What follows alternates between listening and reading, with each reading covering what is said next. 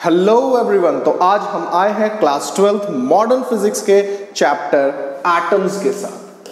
तो हमने पहले ही देख रखा है कि हमारे पास जो मॉडर्न फिजिक्स है वो 18 नंबर का आ रहा है, जिसमें से कि आपका डुअल नेचर, एटम और न्यूक्लियाई मिला करके 11 नंबर के टॉपिक्स आएंगे, जो कि हमारे लिए बहुत इंपॉर्टेंट है। डुअल नेचर, जिन लोगों ने डुअल नेचर के थ्योरी की वीडियो नहीं देखी है उन्हें यहाँ आई बटन पर लिंक मिल जाएगा, उस लिंक पर क्लिक करके डुअल नेचर का वीडियो जरूर देखें। ठीक है, अब हम बढ़ेंगे एटम के साथ। तो देखिए, एटम जो है, जो पहला हमारे पास डेफिनेशन आया था एटम का, वो ये था कि atom is the smallest indestructible particle. ठीक है, एटम जो है वो क्या है, सबसे छोटा पार्टिकल है, जिसे हम बेसिकली क्या कहते हैं, जिसे कि ब्रेक नहीं किया जा सकता है। लेकिन हमें कुछ दिनों बाद पता चला कि एटम में भी सब एटॉमिक पार्टिकल्स हैं, जैसे कि इलेक्ट्रॉन, प्रोटॉन और न्यूट्रॉन। ठीक है, ये पता चलते ही साइंटिस्ट लोगों ने लगा दी दौड़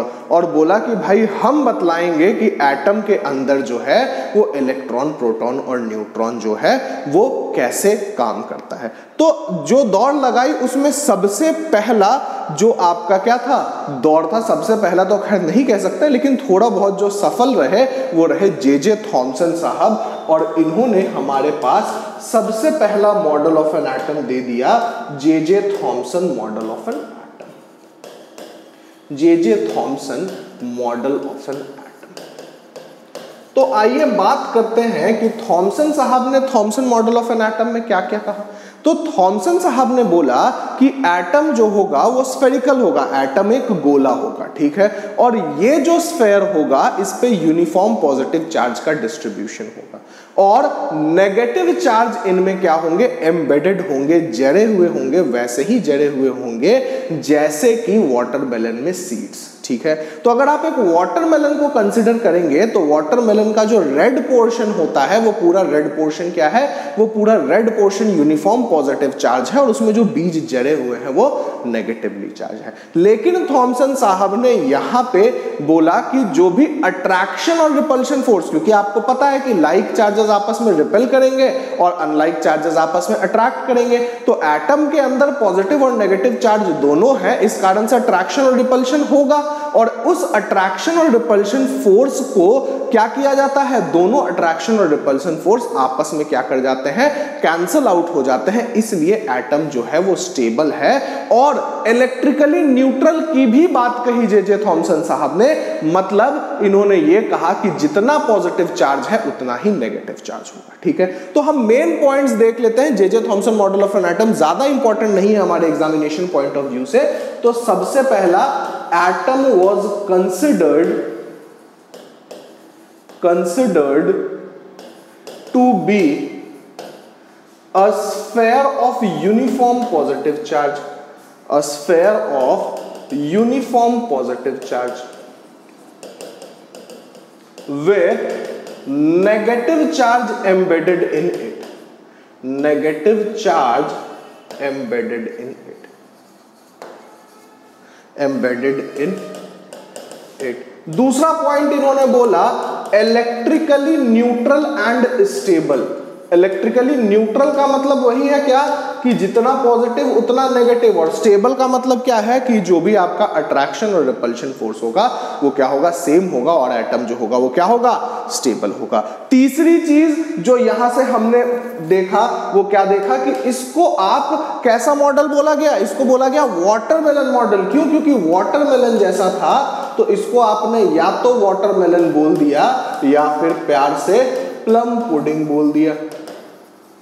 ठीक है, तो वाटरमेलन मॉडल और प्लम पुडिंग मॉडल भी इसे बोला गया। लेकिन जे थॉमसन मॉडल जो था वो क्या कर पा रहा था, वो केमिकल फेनोमेनाज को एक्सप्लेन करने में असमर्थ था, केमिकल फेनोमेनाज को एक्सप्लेन नहीं कर पा रहा था, जिसके कारण इसे क्या कर दिया गया, डिस्कार्ड कर दिया गया। एक जनरल सी क्वेश्चन हमेशा पूछी जाती है, वो ये बोली जाती है कि सर जब गलत ही था तो हमने इसे क्यों पढ़ा।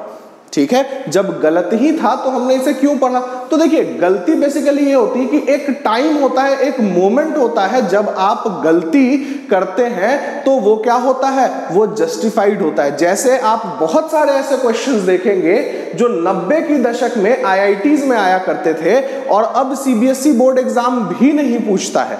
ठीक है, आप अगर फिजिक्स में बुक है एक इरोडोव, आपने नाम सुना होगा, तो इरोडोव के बहुत सारे ऐसे क्वेश्चंस हैं जो आजकल के कॉमन बहुत सारी किताबों में आपको क्या होते हैं, मिल जाते हैं। तो हमने उस पे इतना प्रैक्टिस कर लिया कि हमें अब वो क्या लगने लगा, नॉर्मल लगने लगा, लेकिन एक टाइम पे उसकी डिफिकल्टी लेवल क्या थी, बहुत ज्यादा थी। तो जे थॉमसन मॉडल जिस समय आया था, ये अपने आप में पहला ऐसा मॉडल था और इन्होंने जो है इलेक्ट्रिकली न्यूट्रल एंड स्टेबिलिटी की भी बात की। ठीक है, तो ये अच्छी बात थी और इन्हीं के इस बेस पे आगे के मॉडल आधारित हैं। इस कारण से हमें जे थॉमसन मॉडल पढ़ना जो है वो क्या हो जाता है, वो जरूरी हो जाता है। ठीक है, जे थॉमसन ने जो गलतियां की उसे सुधारने की कोशिश की गई हमारे पास रदरफोर्ड द्वारा। तो रदरफोर्ड ने किया गोल्ड फॉइल एक्सपेरिमेंट। ठीक है, ऐसा भी बोलते हैं कि रदरफोर्ड के दो चेले थे, गीगर एंड मार्क्सडेन, उन्होंने क्या किया था, गोल्ड फॉइल एक्सपेरिमेंट किया था। तो सबसे पहले हम क्या करेंगे, हम गोल्ड फॉइल एक्सपेरिमेंट को समझना चाहेंगे कि आखिर गोल्ड फॉइल एक्सपेरिमेंट में क्या किया गया। तो सबसे पहले गोल्ड फॉइल एक्सपेरिमेंट में एक ले लिया गया source of alpha particle. Source of alpha particle, जिन लोगों को नहीं पता है कि अल्फा पार्टिकल क्या है, तो alpha particle doubly ionised helium ion है, मतलब ये He2+ पार्टिकल है। ठीक है, हीलियम को डबली आयनाइज कर दिया, 2 इलेक्ट्रॉन निकाल लिया, वो क्या है, अल्फा पार्टिकल। अब ये जो सोर्स ऑफ अल्फा पार्टिकल है, ये क्या करेगा, ये अल्फा पार्टिकल एमिट करेगा, लेकिन अभी ये हर डायरेक्शन में एमिट कर देगा। तो हमने यहां पे एक लगा दिया लेड कॉलीमेटर। ये क्या लगा दिया, लेड कॉलीमेटर। लेड कॉलीमेटर का क्या काम है कि जो एक्स्ट्रा अल्फा रेज है या एक्स्ट्रा अल्फा पार्टिकल्स हैं उन्हें तो कर ले ये एब्जॉर्ब, और बाकी सारे के सारे अल्फा रेज को डायरेक्ट कर दे ये थिन गोल्ड फॉइल पे। एक पतला सा गोल्ड फॉइल ले लिया गया। ठीक है, और यहां पे एक लगा दिया गया पीछे फ्लोरेसेंट स्क्रीन। फ्लोरेसेंट स्क्रीन, जिस ZnS का स्क्रीन क्या किया गया था, यूज किया गया था जिंक सल्फाइड। ठीक है, जिनकी केमिस्ट्री अच्छी है वो बोल रहे हैं कि ZnS तो ऐसे नहीं लिखेंगे, तो उनकी बात मान लेते हैं। ZnS का स्क्रीन यूज किया गया, जिंक सल्फाइड का क्या किया गया, स्क्रीन यूज किया। ये एक एक्सपेरिमेंटल अपैरेटस है कि आपने एक सोर्स ऑफ अल्फा पार्टिकल लिया, सोर्स ऑफ अल्फा पार्टिकल से क्या कर दिया, लेड कॉलीमेटर से अल्फा पार्टिकल्स को डायरेक्ट कराया। किस पर डायरेक्ट कराया, तो डायरेक्ट कराया आपने एक थिन गोल्ड फॉइल पे, और गोल्ड फॉइल के पीछे एक लगा दिया ZnS का स्क्रीन, जिंक सल्फाइड का स्क्रीन, जो कि एक फ्लोरेसेंट स्क्रीन होता है। फ्लोरेसेंट का मतलब क्या होता है कि जब भी कोई चीज उस पर स्ट्राइक करेगी तो ये क्या करेगा, ग्लो करेगा। ठीक है, इसके दिमाग की बत्ती जो है वो किसी चीज के स्ट्राइक करने से क्या करने लगेगी, जलने लगेगी। तो ये apparatus बनाया रदरफोर्ड साहब ने, और इसमें इन्होंने एक्सपेरिमेंट किया, क्या किया, थिन गोल्ड फॉइल पे अल्फा पार्टिकल का बम्बार्डमेंट करा दिया। ठीक है, और बम्बार्डमेंट कराने पे कुछ ऑब्जर्वेशन हुए होंगे। भाई एक्सपेरिमेंट में हमारे पास क्या होता है, सबसे पहले एम होता है, तो एम हमने देख लिया कि bombardment of alpha particle on thin gold foil. इसके बाद क्या हुआ, ऑब्जर्वेशन, कुछ ऑब्जर्वेशन किए गए। उन ऑब्जर्वेशंस को देखते हैं कि रदरफोर्ड मॉडल में ऑब्जर्वेशंस क्या हुआ। तो जैसे ही आप ऑब्जर्वेशंस की बात करेंगे तो सबसे पहला ऑब्जर्वेशन जो देखा गया कि most of the alpha particles passed undeflected. Most of the alpha particles, most of the alpha particles passed undeflected। मतलब अल्फा पार्टिकल जो थे जिस रास्ते आ रहे थे उसी रास्ते चले गए, कोई भी बीच में डेविएशन नहीं आया। ठीक है, नेक्स्ट जो सेकंड चीज देखी गई कि a few alpha particle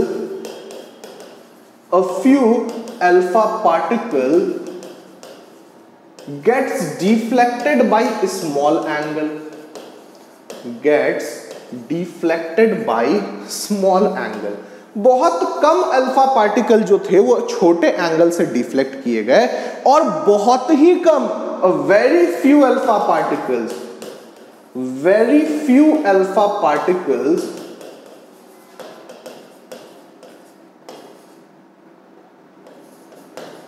get deflected by 180 degree, या फिर इसी को आप बोल देते हैं बाउंस्ड बैक। ये ऑब्जर्वेशन देखी गई, जो हम अल्फा पार्टिकल भेज रहे थे उसमें से देखा गया कि अधिकतर अल्फा पार्टिकल जो है वो क्या कर गए, अनडिफ्लेक्टेड पास कर गए, सीधे चले गए, ठीक है। उसके बाद जो सेकंड चीज देखी गई कि कुछ अल्फा पार्टिकल ने क्या किया, छोटा मोटा डिफ्लेक्शन शो किया। और उसके बाद जो तीसरी चीज देखी गई, वो तीसरी चीज ये देखी गई कि बहुत ही कम अल्फा पार्टिकल, आप कह सकते हैं 1 in a million alpha particles जो है वो अल्फा पार्टिकल्स क्या हुआ, वो अल्फा पार्टिकल्स क्या कर गए, पास कर गए, बाउंस बैक कर गए, ठीक है। पास नहीं किया, क्या कर गए, बाउंस बैक कर गए, 180 डिग्री से वापस आ गए, जिस रास्ते जा रहे थे उसी रास्ते वापस आ गए। इस ऑब्जर्वेशन के बाद रदरफोर्ड ने कुछ कंक्लूजन निकाला। तो हम आ जाते हैं कंक्लूजन ऑफ द एक्सपेरिमेंट पे। कंक्लूजन, तो पहला जो ऑब्जर्वेशन था वो ये था कि अल्फा पार्टिकल मोस्टली जो थे वो अनडिफ्लेक्टेड पास कर रहे थे। भाई आप डेविएट नहीं कर रहे हैं, डेविएट नहीं कर रहे हैं मतलब कोई डिस्ट्रैक्शन नहीं है, ठीक है, कोई डिस्ट्रैक्शन नहीं है। उसी का मतलब यहां पे रदरफोर्ड साहब ने बतलाया कि चूंकि अल्फा पार्टिकल जो है वो क्या कर गई, अनडिफ्लेक्टेड पास कर गई, मतलब वहां पे एटम में कुछ भी नहीं था, ठीक है। तो पहला जो कंक्लूजन निकाला इन्होंने, निकाला most of the space inside the atom is empty. अब दूसरी बात आई कि कहीं कहीं से डिफ्लेक्शन हुआ, कहीं कहीं से डिफ्लेक्शन हुआ, मतलब थॉमसन साहब ने जो बोला था कि पॉजिटिव चार्जेस यूनिफॉर्मली डिस्ट्रीब्यूटेड, वो रदरफोर्ड ने बोला कि गलत है। क्यों? देखिए, अगर अल्फा पार्टिकल आ रहा है, अल्फा पार्टिकल पॉजिटिव है और अल्फा पार्टिकल को डिफ्लेक्ट कराने के लिए पॉजिटिव पार्टिकल ही चाहिए। नेगेटिव होता तो अल्फा पार्टिकल आता और उससे क्या कर जाता, टकरा जाता, कोलिजन हो जाता, अट्रैक्शन होता वहां पे। लेकिन डिफ्लेक्शन में रिपल्शन होना जरूरी है, तो पॉजिटिव चार्ज का जो डिस्ट्रीब्यूशन है वो यूनिफॉर्म नहीं है। तो दूसरा कंक्लूजन हमने निकाला कि डिस्ट्रीब्यूशन, हमने क्या, रदरफोर्ड साहब ने निकाला कि distribution of positive charge is not uniform, ये यूनिफॉर्म नहीं है, ठीक है। और तीसरी बात, जब अल्फा पार्टिकल बाउंस बैक कर गए, मतलब जहां से बाउंस बैक किए वहां पे पॉजिटिव चार्ज बहुत ज्यादा होनी चाहिए और मास भी क्या होनी चाहिए, बहुत ज्यादा होनी चाहिए। तो इन्होंने क्या बोल दिया कि most of the charge and mass are concentrated at the centre. ये इन्होंने निकाले 3 कंक्लूजन अपने एक्सपेरिमेंट से। इन कंक्लूजन से एक मॉडल बनाया जिसमें इन्होंने बोला कि हमारे पास एक होगा न्यूक्लियस, जिसमें क्या होंगे, पॉजिटिव चार्ज होंगे और इलेक्ट्रॉन इनके चारों तरफ क्या करते रहेगा, रिवॉल्व करता रहेगा। न्यूक्लियस का साइज जो होगा वो एटम के साइज से बहुत छोटा होगा और इलेक्ट्रॉन जो है वो बाहर से ही क्या करेंगे, रिवॉल्व करेंगे। एटम इलेक्ट्रिकली न्यूट्रल ही रहेगा, जितना पॉजिटिव चार्ज है उतना ही नेगेटिव चार्ज होगा। तो मॉडल ऑफ एन एटम में क्या हो गया, मॉडल ऑफ एन एटम में इन्होंने बतलाया कि the central part of the atom consists of positive charge around which electron revolves। इस सेंट्रल पार्ट को इन्होंने क्या बोला, न्यूक्लियस, और nucleus size is very small as compared to the size of atom, as compared to the size of atom। Nuclear का जो size है, nucleus का जो साइज है वो एटम के साइज से बहुत ही छोटा है। वही बात है, most of the space inside the atom is empty. अब ये जो मॉडल है इसमें दो दिक्कतें आई, ठीक है। पहली जो ड्रॉबैक्स, जो लिमिटेशन, जैसे हमने थॉमसन में क्या देखा था, थॉमसन में देखा कि भाई केमिकल फेनोमेना को एक्सप्लेन नहीं कर पा रही है, तो रदरफोर्ड की भी जो मॉडल ऑफ एटम है वो दो चीजों को जो है, दो बेसिक बहुत छोटी सी डिमेरिट आ गई। वो डिमेरिट ये आ गई कि जब इनको बोला गया कि भाई साहब यहां पे तो आपने रखा न्यूक्लियस जो है पॉजिटिवली चार्ज और यहां आप घुमा रहे हैं इलेक्ट्रॉन, और इलेक्ट्रॉन एक्सेलरेटेड मोशन में है। इलेक्ट्रॉन क्या है, चार्ज्ड पार्टिकल है, और चार्ज्ड पार्टिकल का एक्सेलरेटेड मोशन में होने का सिंपल सा मतलब ये है कि वो रेडिएशन देगा, ठीक है। वो क्या एमिट करेगा, रेडिएशन एमिट करेगा, और रेडिएशन एमिट करेगा तो ये इलेक्ट्रॉन फाइनली क्या कर जाएगा, कोलैप्स कर जाएगा, कोलाइड कर जाएगा आगे न्यूक्लियस में, और एटम जो है वो अनस्टेबल हो जाएगा। तो पहली डिमेरिट क्या थी कि accelerated electron would radiate making the atom unstable, making the atom unstable. पहली बात आपको रदरफोर्ड की गलती समझ में आ गई कि इलेक्ट्रॉन एक्सेलरेटेड मोशन में रहेगा, रेडिएशन देगा, और रेडिएशन देगा तो एटम क्या हो जाएगा, अनस्टेबल हो जाएगा। दूसरी जो बात आई वो ये आई कि इन्होंने एग्जैक्ट इलेक्ट्रॉन के पोजीशन की बात नहीं की, जिसके कारण बोला गया कि जब स्पेक्ट्रम होना चाहिए according to the model, according to the model the spectrum basically क्या है कि जो रेडिएशंस एमिट हो रहे हैं उन्हें आपने क्या कर लिया, स्क्रीन पे ऑब्टेन कर लिया। तो जो स्पेक्ट्रम ऑब्टेन होना चाहिए, the spectrum should be continuous. Spectrum क्या होना चाहिए, कंटिन्यूअस होना चाहिए, but actually it is discrete.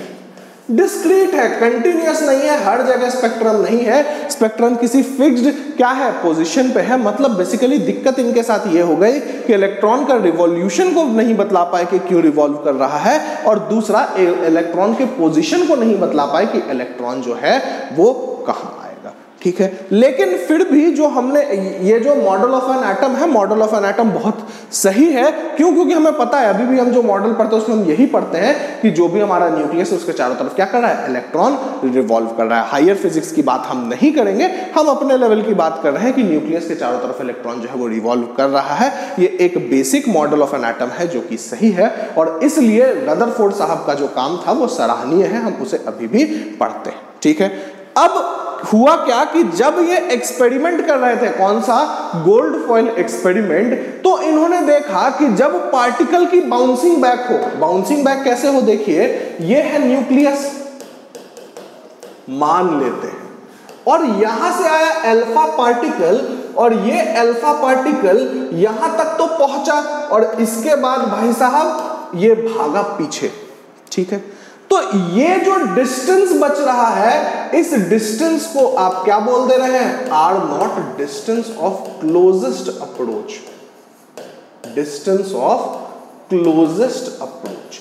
Distance of closest approach समझ में क्या आया, डिस्टेंस ऑफ क्लोजेस्ट समझ में ये आया कि भाई साहब जब इलेक्ट्रॉन अल्फा पार्टिकल आ रहा था न्यूक्लियस के पास, तो वो एक बार को ऐसा हुआ कि बाउंस बैक कर गया, और जब वो बाउंस बैक किया तो एक मिनिमम डिस्टेंस बचा होगा, किसमें, न्यूक्लियस ऑफ द एटम और किसके बीच में, अल्फा पार्टिकल के बीच में। उसी मिनिमम डिस्टेंस को हम क्या बोलते हैं, डिस्टेंस ऑफ क्लोजेस्ट अप्रोच, ठीक है। तो डिस्टेंस ऑफ क्लोजेस्ट अप्रोच है क्या, मिनिमम डिस्टेंस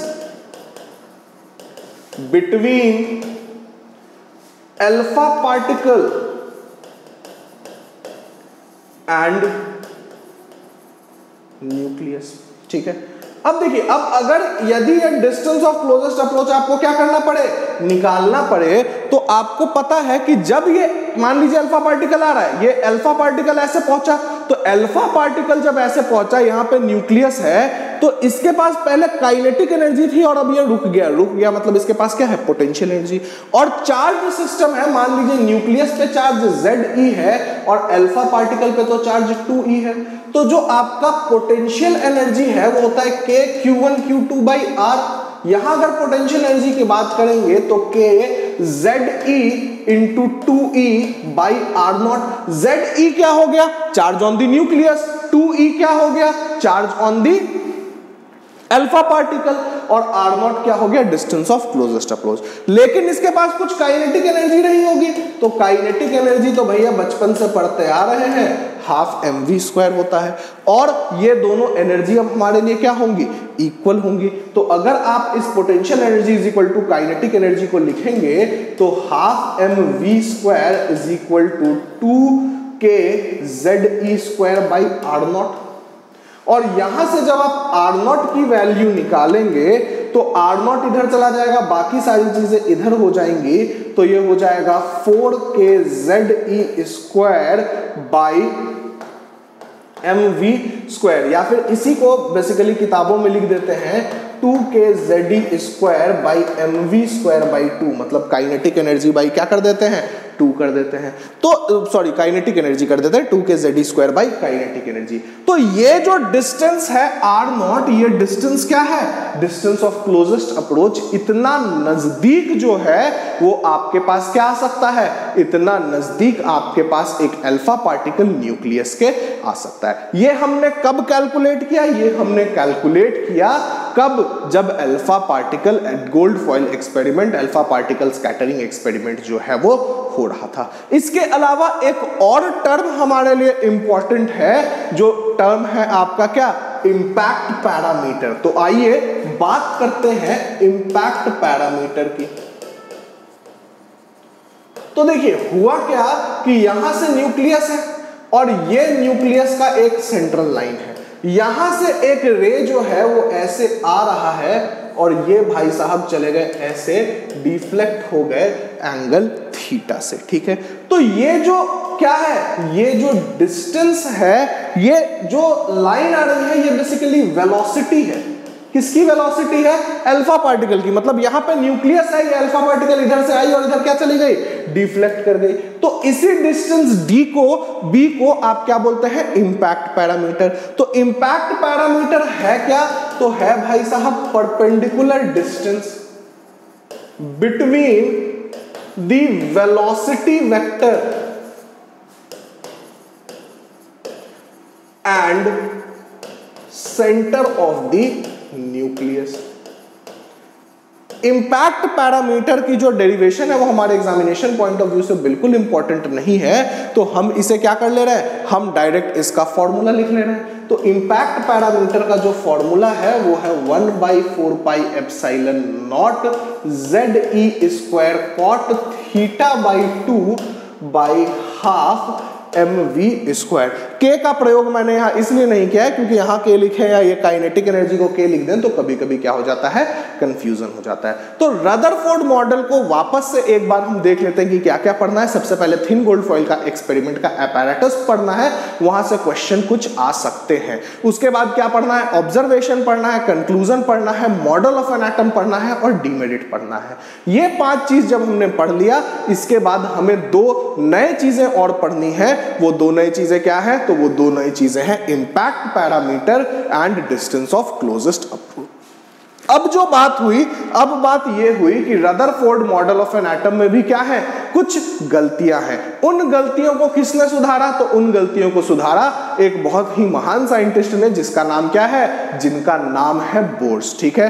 तो अब हम पढ़ेंगे कि बोर्स साहब ने उन गलतियों को आखिर कैसे सुधारा। तो आइए पढ़ते हैं बोर्स एटॉमिक मॉडल। तो देखिए बोर्स एटॉमिक मॉडल आने से पहले हमारे पास बोर्स ने कुछ पोस्टुलेट्स दिए, ठीक है, कुछ पोस्टुलेट्स दिए, जिन पोस्टुलेट्स में पहला पोस्टुलेट ये था कि जो भी इलेक्ट्रॉन है वो न्यूक्लियस के अराउंड सर्कुलर ऑर्बिट में क्या कर रहा है, रिवॉल्व कर रहा है। तो पहला पोस्टुलेट जो है वो क्या है, electron revolve around the nucleus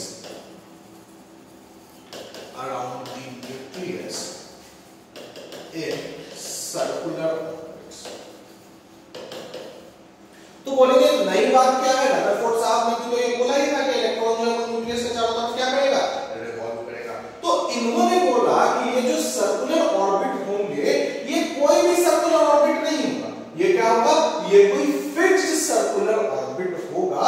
जिस फिक्स्ड सर्कुलर ऑर्बिट को हम क्या बोलेंगे, हम बोलेंगे ग्राउंड दूसरा इन्होंने क्या बोला, the circular orbits are fixed.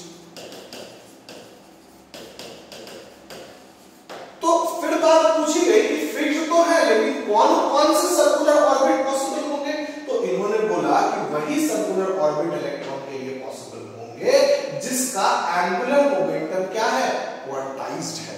क्या है, क्वांटाइज्ड है। तो हमने तीसरी चीज क्या पढ़ी कि angular momentum is quantised. Angular momentum is quantised और इन्होंने बताया कि L is equal to mvr, angular momentum का फॉर्मूला है L is equal to mvr, और ये क्वांटाइज्ड होगा मतलब ये h/2 पाई का क्या होगा, इंटीग्रल मल्टीपल होगा, मतलब ये nh/2 पाई के इक्वल होगा। वही ऑर्बिट में इलेक्ट्रॉन रिवॉल्व कर सकता है जिसका जो एंगुलर मोमेंटम है वो इंटीग्रल मल्टीपल होगा किसका, h/2। इन ऑर्बिट्स में रिवॉल्व करते समय इलेक्ट्रॉन कुछ भी एमिट नहीं करेगा। हमने क्या देखा था कि इलेक्ट्रॉन जो है वो एक्सेलरेट करेगा तो रेडिएशंस आएंगी, लेकिन नील बोर्ड्स ने यहां पे कह दिया कि while revolving in stable orbit electron would not radiate. ठीक है, तो इन्होंने क्या बोला, electron would not radiate while revolving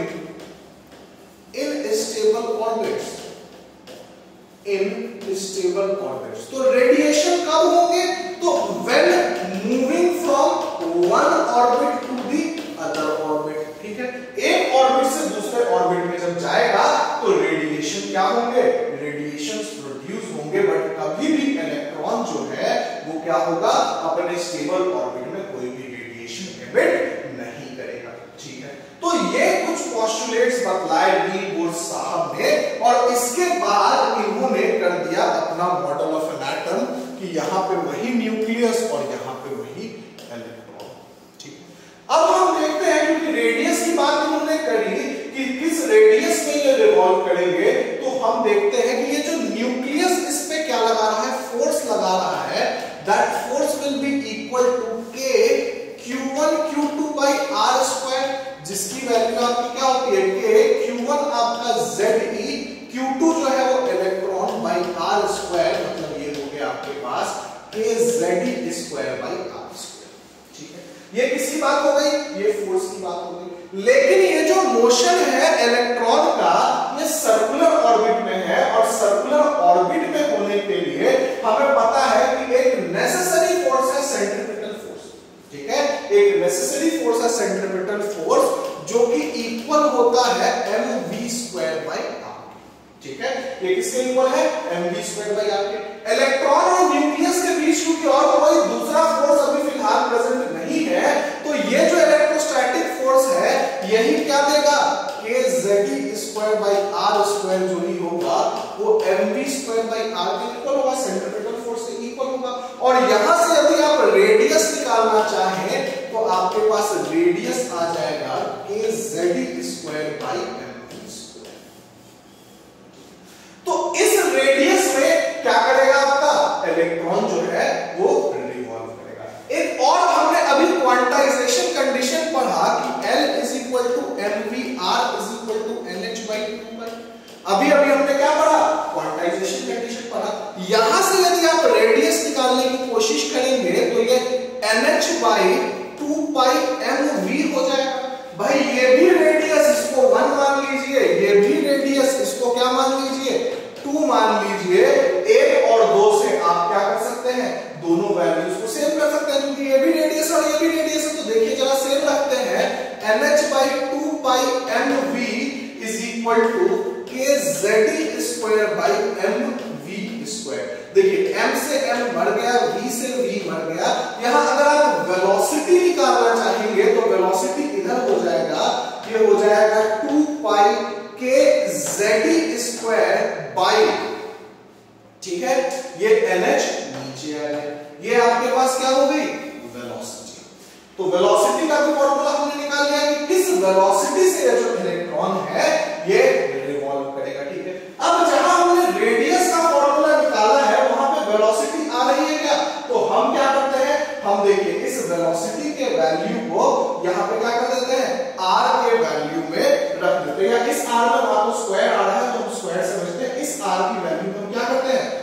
velocity की वैल्यू को रखते हैं। तो देखिए R इज इक्वल टू क्या है यहाँ NH/2πmv, और यहाँ पे v के जगह देखिए 2πm, और यदि आप v के जगह देखना चाहेंगे तो 2πkZe²/nh, तो देखिए 2πkZe²/nh, ये NH ऊपर आ जाएगा, तो ये जो आपका क्या है रेडियस है, ये जो आपका रेडियस है, ये रेडियस देखिए क्या हो जाएगा n²h²/4π2kmZe², ठीक है। ये आपका क्या आ गया रेडियस आ गया आपके पास एक नया फॉर्मूला, ठीक है। इस फॉर्मूले को भी क्या कर लेंगे एक डब्बे में बंद कर लेंगे, ठीक है। तो हमने यहाँ पे क्या किया, हमने देखा model of an atom. Model of an atom में हमने देखा कि इलेक्ट्रॉन जिस रेडियस में रिवॉल्व कर रहा है उस रेडियस की बात करेंगे, और दूसरी जो हम बात करेंगे वो बात किसकी करेंगे, जिस वेलोसिटी से इलेक्ट्रॉन रिवॉल्व कर रहा है। अब अगर हम यहाँ पे एनर्जी ऑफ द सिस्टम निकालें तो एनर्जी आपको पता है एनर्जी किसके इक्वल होता है, kinetic energy plus potential energy. अगर आप काइनेटिक एनर्जी की बात करें तो काइनेटिक एनर्जी देखिए हमने पीछे एक फॉर्मूला बेसिक सा कर रखा है, अगर हम पीछे जाएं तो ये आपका क्या है, यहां पे आप फॉर्मूले में आ जाइए। अगर काइनेटिक एनर्जी की बात करें तो ये mv² है क्या, अगर आप इसमें हाफ मल्टीप्लाई करेंगे तो काइनेटिक एनर्जी हाफ kZe²/r हो जाएगा। तो देखिए इसी को हम क्या करते हैं काइनेटिक एनर्जी की जगह लिख लेते हैं, क्या लिख लेते हैं 1/2 kZe²/r। फिर से देख लीजिएगा एक बार पीछे, देखिए यहाँ पे mv² में हमने क्या किया हाफ मल्टीप्लाई किया, तो इसमें भी हमने क्या कर दिया हाफ मल्टीप्लाई कर दिया। ये हमारी क्या आ गई, ये हमारी आ गई काइनेटिक एनर्जी।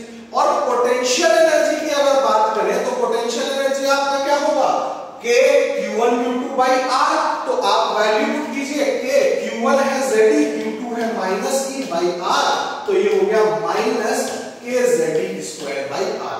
अगर टोटल एनर्जी की बात करें इन दोनों को जोड़ दीजिए तो 1/2 kZe²/r -kZe²/r, मतलब ये आ गया -1/2 kZe²/r। ये किसके बराबर हो गई, ये आपकी टोटल एनर्जी के बराबर हो गई। तो हमने यहां से क्या किया, हमने यहां से total energy of the system को भी क्या कर लिया कैलकुलेट कर लिया, ठीक है।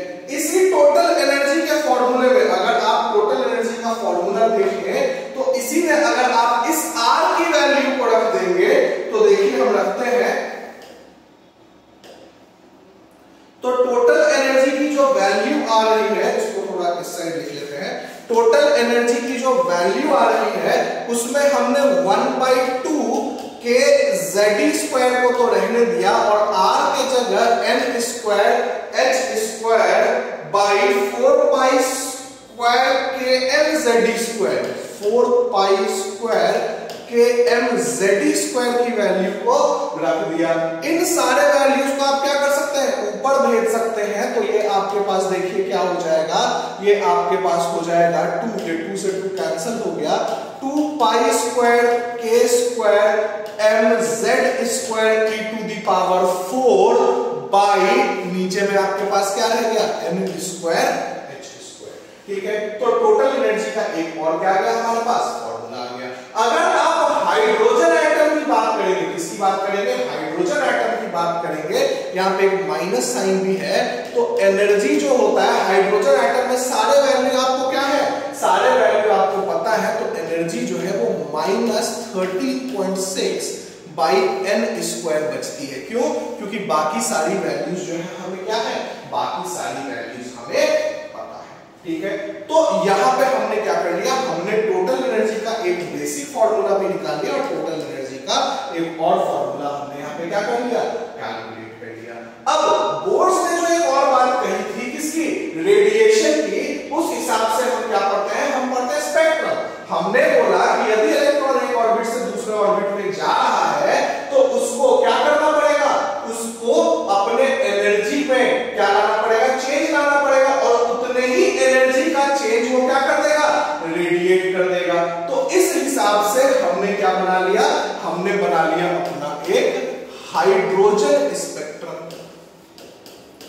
हाइड्रोजन स्पेक्ट्रम क्या है कि जब इलेक्ट्रॉन एक एनर्जी लेवल से दूसरे एनर्जी लेवल पे जाएगा तो वो क्या करेगा, रेडिएट करेगा, और उस रेडिएशन को हम इस स्पेक्ट्रम में क्या करते हैं, स्टडी करते हैं। तो इस रेडिएशन में हमारे पास जो आपके पास होता है वो आपके पास सीरीज आती है, जैसे Lyman, Barmer, bracket, sorry Lyman, Barmer, pascal,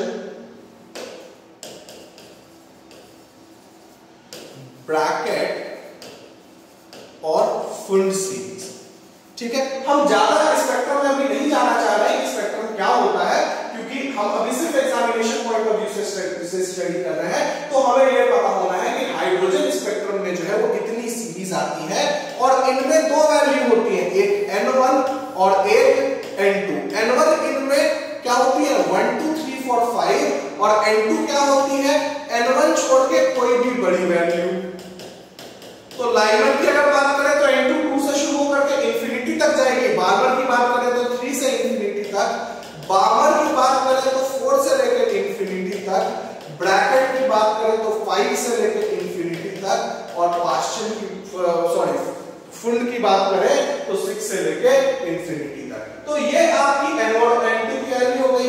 अब इन N1 और N2 की वैल्यू को यूटिलाइज कहां करेंगे, तो इन N1 और N2 की वैल्यू को यूटिलाइज करेंगे वेव नंबर निकालने में। तो जब आप, हाँ एक चीज पहले हम देख लेते हैं वेव नंबर निकालने से पहले, जब आप इन स्पेक्ट्रल सीरीज की बात करते हैं तो सिर्फ और सिर्फ लाइमन जो है वो अल्ट्रा वायलेट में होता है, बार्मर जो है वो विजिबल रेंज में होता है, और बाकी तीनों जो है वो इंफ्रारेड रीजन में होते हैं। ठीक है, लाइमन जो है वो अल्ट्रा वायलेट में, बार्मर जो है आपका विजिबल में, और बाकी तीनों के तीनों किसमें होते हैं, इंफ्रारेड रीजन में होते हैं।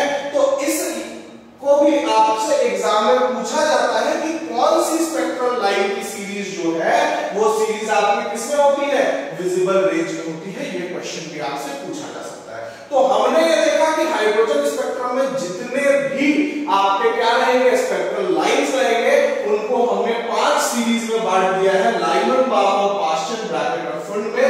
N1 और N2 की वैल्यू देख ली है। N1 और N2 की वैल्यू जो है वो 1 बाई लैम्डा, मतलब वेव नंबर निकालने में यूज की जा सकती है, और वेव नंबर का जो फॉर्मूला होता है वो होता है 1 by lambda r, 1 by N1 square minus 1 by N2 square. यहां से आप क्या निकाल सकते हैं, किसी भी स्पेक्ट्रल लाइन की जो आपकी क्या होती है, वेव नंबर होती है, वो आप निकाल सकते हैं। अब आप बोलेंगे कि भाई साहब ये r क्या है, तो r जो है वो रिडबर्ग कांस्टेंट है, और r की वैल्यू जो है वो 1.097 into 10 to the power 7 metre inverse होती है। ठीक है, ये आपका क्या है, r रिडबर्ग कांस्टेंट है, और इसकी जो वैल्यू है वो 1.097 into 10 to the power 7 metre inverse है। तो हाइड्रोजन स्पेक्ट्रम में हमें इन्हीं 5 सीरीज के बारे में पढ़ना है। इनकी N1 की वैल्यू याद रख लेनी है, N2 की वैल्यू 1 ज्यादा से लेकर इंफिनिटी तक होगी, और एक वेव नंबर का ही हमें फॉर्मूला याद रख लेना है। ठीक है, इससे ज्यादा हम अभी इस वीडियो में फिर मतलब आप बोल सकते हैं कि सर ये आपको ठीक से जो है वो एक्सप्लेन नहीं कर सकती स्पेक्ट्रल लाइंस क्या होती है, लेकिन हम स्पेक्ट्रल लाइंस को समझने में भी इंटरेस्टेड नहीं है। हमारे पास डायरेक्ट इस टेबल से ये जो जितनी भी चीजें अभी इस स्क्रीन पर डिस्प्ले हो रही है उसमें से डायरेक्ट एक क्वेश्चन आने की प्रोबेबिलिटी होती है। तो हमारा अभी जो मेन एम है वो एम है क्या, कि कॉन्सेप्ट तो हम जाने ही, लेकिन उसमें पीएचडी ना करके किसमें अपना फोकस रखें, अपना फोकस रखें स्कोर लाने पर। ठीक है, तो ये हमारा क्या हो गया, हमारा हाइड्रोजन स्पेक्ट्रम का भी सीरीज हो गया। तो एक क्विक रिवीजन ले लेते हैं। इस चैप्टर में हमने क्या क्या पढ़ा। हमने सबसे पहले आपके पास पढ़ा J Thomson model of an atom. क्या क्वेश्चन आएगा model of an atom, question आने की प्रोबेबिलिटी कम है। उसके बाद हमने पढ़ा रदरफोर्ड के बारे में। रदरफोर्ड से क्या क्वेश्चन आएगा, तो प्रोबेबिलिटी लो है, क्रॉस मार दिया मतलब शायद नहीं ही आएगा। ठीक है, इसके बाद हमने क्या पढ़ा, बोर्स एटॉमिक मॉडल। ठीक है, बोर्स एटॉमिक मॉडल में क्या हो सकता है, एनर्जी, रेडियस पे न्यूमेरिकल भी पूछा जा सकता है, और इनका डेरिवेशन भी पूछा जा सकता है। ठीक है। इसके बाद हमने क्या पढ़ा, हाइड्रोजन स्पेक्ट्रम। तो हाइड्रोजन स्पेक्ट्रम पे आपके पास एक न्यूमेरिकल जो है वो पूछा जा सकता है, या basic question on spectral lines जो है वो आपसे पूछा जा सकता है, ठीक है। छोटा सा चैप्टर है, कोई ज्यादा बड़ा चैप्टर नहीं है, टॉपिक्स बिल्कुल उंगलियों पर गिन के हैं। सबसे पहले जे थॉमसन मॉडल के बारे में पढ़ेंगे, उसके डिमेरिट्स पढ़ेंगे, रदरफोर्ड पे आएंगे तो एक्सपेरिमेंटल सेटअप पढ़ेंगे, ठीक है, ऑब्जर्वेशन पढ़ेंगे, कंक्लूजन पढ़ेंगे, मॉडल पढ़ेंगे, डिमेरिट्स पढ़ेंगे। 7 टॉपिक पढ़े मात्र अभी तक। उसके बाद बोर्स मॉडल में आएंगे तो पोस्टुलेट पढ़ेंगे, ठीक है, पोस्टुलेट पढ़ेंगे। उसके बाद क्या पढ़ेंगे, एनर्जी रेडियस मतलब मॉडल ऑफ एन एटम पढ़ेंगे, ठीक है। उसके बाद हम क्या पढ़ेंगे, हाइड्रोजन स्पेक्ट्रम पढ़ेंगे। तो मात्र 10 चीजें। इसके बाद जो एक चीज छूट गई, बोर्स एटॉमिक मॉडल के आगे भी, हालांकि हमारे क्लास 12 के सिलेबस में नहीं है, बोर्स एटॉमिक मॉडल के भी डिमेरिट्स है, उसके आगे भी मॉडल्स को देखा गया है। तो बोर्स एटॉमिक मॉडल के भी डिमेरिट है। वो डिमेरिट क्या है, वो डिमेरिट सबसे पहला ये है कि बोर्स में बोला कि इलेक्ट्रॉन सर्कुलर ऑर्बिट में रिवॉल्व करेंगे, इलेक्ट्रिकल में भी रिवॉल्व कर सकते थे। इस चीज को बोर्स जो है वो एक्सप्लेन नहीं कर पाए, ठीक है। छोटी मोटी दिक्कतें हाइड्रोजन स्पेक्ट्रम के लाइन से भी थी कि हाइड्रोजन स्पेक्ट्रम के लाइंस को भी वो एक्सप्लेन नहीं कर पाए, ठीक है। तो ये कुछ दिक्कतें हैं जिसमें आपकी क्या है, बोर्स एटॉमिक मॉडल के साथ है। लेकिन चूंकि बोर्स एटॉमिक मॉडल से हायर मॉडल्स हमें अभी अपने सिलेबस में नहीं पढ़ना है, तो इसकी डिमेरिट जो है वो हमारे लिए इंपॉर्टेंट नहीं होती है। तो बिल्कुल उंगली पर गिन करके 10 टॉपिक पढ़ेंगे और इस चैप्टर के जितने भी क्वेश्चंस होंगे श्योर शॉर्ट उस क्वेश्चन को हम क्या करके आएंगे, एग्जाम में सॉल्व करके आएंगे। तो ये हमारा एटम चैप्टर की जो थ्योरी है वो कंप्लीट होती है। इसके बाद हम, हालांकि पहले हम मॉडर्न फिजिक्स की सारी आप क्या कर रहे हैं, थ्योरी कंप्लीट कर रहे हैं, क्योंकि आप सारे थ्योरी पढ़ लीजिए। इसके बाद हम टाइप वाइज क्वेश्चंस पे आएंगे जो न्यूमेरिकल्स होंगे, या और भी कैसे एक्सप्लेनेटरी क्वेश्चंस आपसे एग्जाम में पूछे जा सकते हैं, इन पर हम आएंगे और इनको अलग से इसी सीरीज में आगे डिस्कस करेंगे। लगभग 15 दिन की सीरीज होगी। 15 दिन की सीरीज में आपको कॉन्सेप्ट, थ्योरी, डेरिवेशन, न्यूमेरिकल सब कुछ करा दिया जाएगा। इसी 15 दिन की सीरीज में कोशिश किया जा रहा है कि इस वीडियो को शॉर्ट से शॉर्ट रखा जाए। तो आगे अगला जो चैप्टर हम स्टार्ट करेंगे वो करेंगे न्यूक्लियाई। अभी तक अगर चैनल को सब्सक्राइब नहीं किया है तो सब्सक्राइब कर लीजिए। धन्यवाद।